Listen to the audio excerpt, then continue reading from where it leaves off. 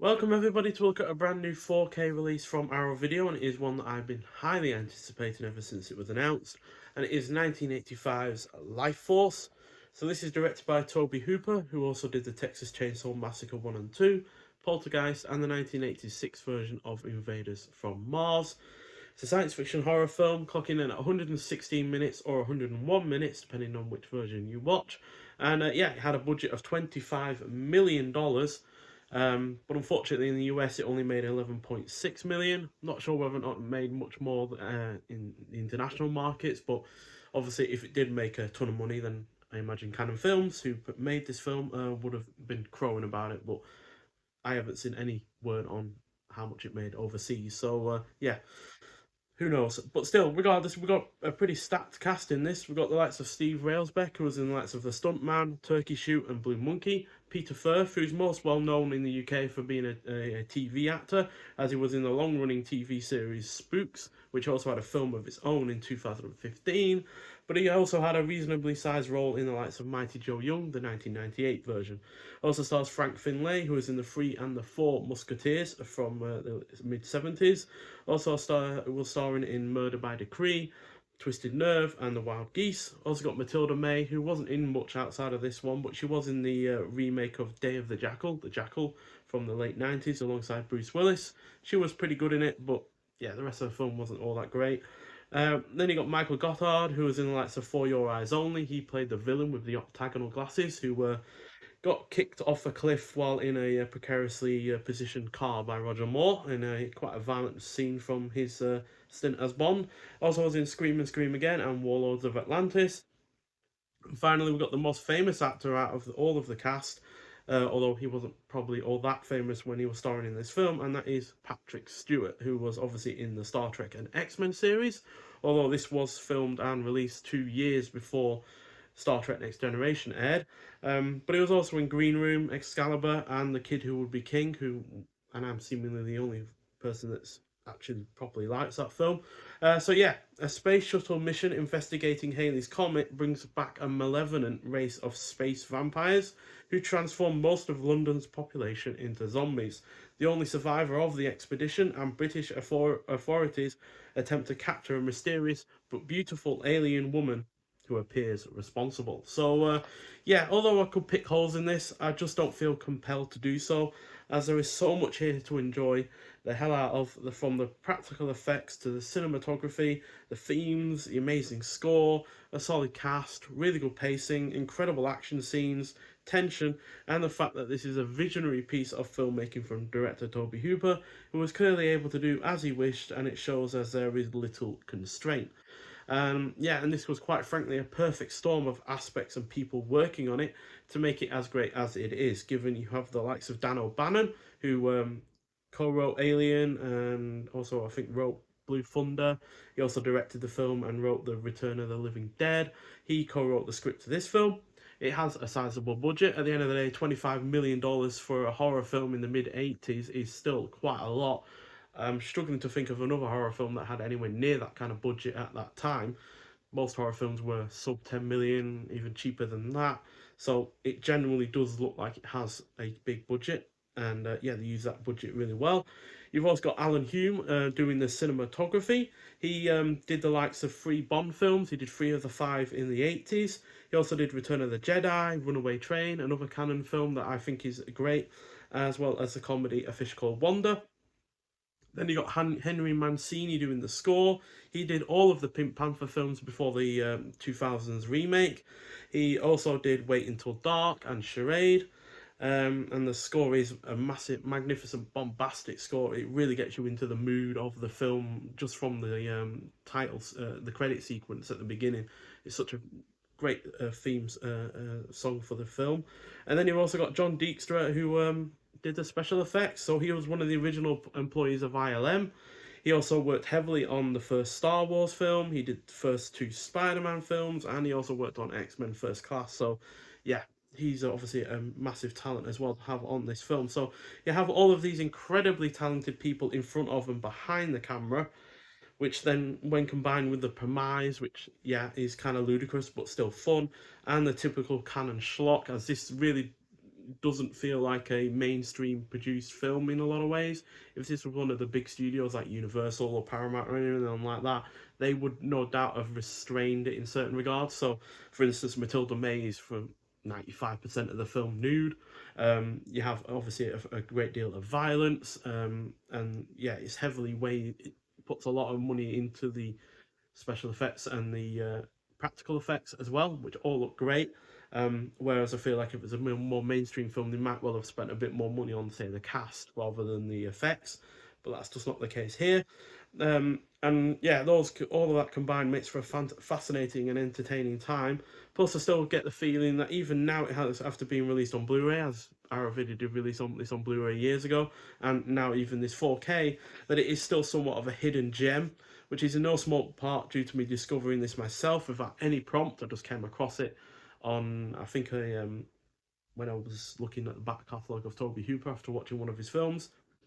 Saw it, was like, oh, that sounds interesting. Let's watch that, and I was impressed at the first and second showing that I saw it, but then on my third showing, I just was, yeah, absolutely blown away by it. Um, Plus the fact it failed spectacularly at the box office in the same manner that London is destroyed spectacularly in the film's final act. I feel like that really put it into obscurity. And then when you obviously have the reputation of Canon Films, who were hardly known for quality films, regardless of what year they were making them, I think that also really might well have put a lot of people off from actually giving this a shot. So yeah, but I absolutely adore this film, and yeah, I'm really really glad it's got a 4K release. And not just a 4K release, we actually have the international cut and the theatrical cut on 4K on both on separate discs. So yeah, now the international cut is the better of the two as far as I'm concerned, at 116 minutes long, and the theatrical cut is the US version that is 101 minutes long. They cut out the vast majority of the space stuff at the beginning, and the theatrical cut. Granted, even the international cut was supposed to be even longer with more space scenes, but even that was slightly reduced by I think about 12 minutes. But still, we get most of the space stuff in the international version, whereas it's quite reduced in the theatrical version. But still, it's nice to get both on 4K. I know Shout Factory released one version of this film on 4K a couple of years ago. I think actually 2022. But they didn't release both versions on 4K. They only gave one of them 4K, but I can't remember which one they did. But still, we also get a booklet with this release as well. Again, not sure if this is all stuff that we've seen before. No, actually, we do have a new write-up. So, we have cast and crew in this, and as well as Dracula's Castle in the Sky by Frank Collins from 2025, and then about the presentation and production credits. So, you could have very easily, you know, just reused any of the elements that they had on the previous release, but they just haven't. Um, Although this write-up is a revised and expanded review originally published in 2013 on cathoderaytube.co.uk. But yeah, still, nice little write-up on a decent sized booklet. And then on the discs themselves, we've got the likes of a original lossless stereo audio plus optional 5.1 DTS HD MA surround and Dolby Atmos remixes for both of the cuts, as well as optional English subtitles for the deaf and hard of hearing for both cuts. And then we've got this new artwork. Yeah, we've got the new artwork on the front, which has been done by Dan Mumford, but then we've also got the original artwork on the reverse, which again probably didn't help tell people that it was anything more than canon schlock, quite frankly, because obviously it is emphasizing the nude element and such, but there's a lot more to this than that. And then on the international cut disc, we've got audio commentary by director Toby Hooper, moderated by filmmaker Tim Sullivan, audio commentary by visual effects artist Douglas Smith, moderated by filmmaker and scholar Eswin Ed Berger. Then we've got audio commentary by makeup effects artist Nick Malley, moderated by filmmaker Michael Fleischer. Then we've got Felsher even, sorry. And then we've got isolated music and effects track. Then we've got Canon Fodder, the making of Lifeforce, an epic look at the genesis, production, and release of the film, featuring interviews with Hooper, associate producer Michael J. Kagan, editor John Grover, actors Aubrey Morris and Nicholas Ball, makeup artist Sandra Exelby, screenwriter Michael Armstrong, sound designer Vernon Messenger, and art designers Tom Adams and Roger Stewart, and finally effects artist John Shorad. Then we've got Space Vampires in London, an archive interview with Toby Hooper, Dangerous Beauty, an archive interview with Matilda May, Carlson's Curse, an archive interview with Steve Railsback, Texas opening scene, and theatrical trailers. And on the theatrical cut disc, we've got isolated music and effects track, interview outtakes from Mark Hartley's Electric Boogaloo, the wild untold story of canon films, featuring Hooper, Armstrong, Grover, and Messenger, and then a split screen comparison with the TV version. So, yeah, decent amount of extras on there. Not sure whether all those extras have just purely been taken from the Blu-ray disc that came out a while ago. But at the end of the day, I'm here for the 4K, I'm here for the new artwork, and I'm here for the fact that I just absolutely adore this film, so I'm going to give it a backing, regardless of how much extra we're getting with it. And yeah, absolutely fantastic film. There's even more I could talk about with it. I love the fact that it's a very British centric film. It's mostly a British cast. It's all set in Britain, apart from one minor scene, which is apparently set in Texas. But it's so dark and rainy that it could just very well be in the middle of Oxford for all I know. And yeah, it just feels very European centric in a lot of ways. I know you got an American director, and Steve Railsback is American as well, but yeah, it just feels very European centric, and you're not focusing. There's one minor scene with NASA that are involved. For the most part, it's the European Space Agency, and yeah, it just feels so much different to other vampire films as well. When you look at it, it's very emotion based in a lot of ways, because that's how these vampires, lure people in, is that they play on your emotions, make you feel love and passion like you've never felt it before, and then you give up your survival instincts basically. Um, and yeah, it just all works as far as I'm concerned. For the most part, there are holes, like I said, you could pick in it. Like perhaps the ending could be a little bit more satisfying.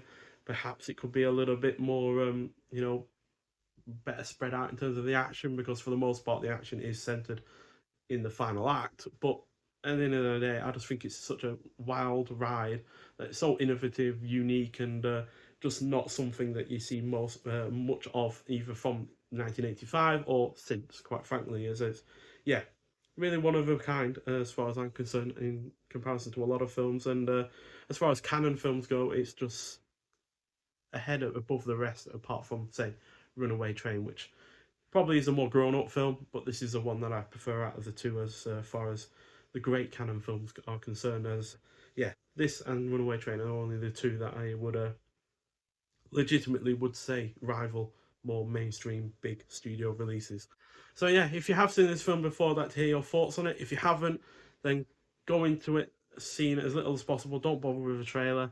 Just watch it and just be amazed by what it has to offer, and hopefully you will enjoy it as much as I do. Nonetheless, so thank you for watching, and I'll see you with the next one. Bye.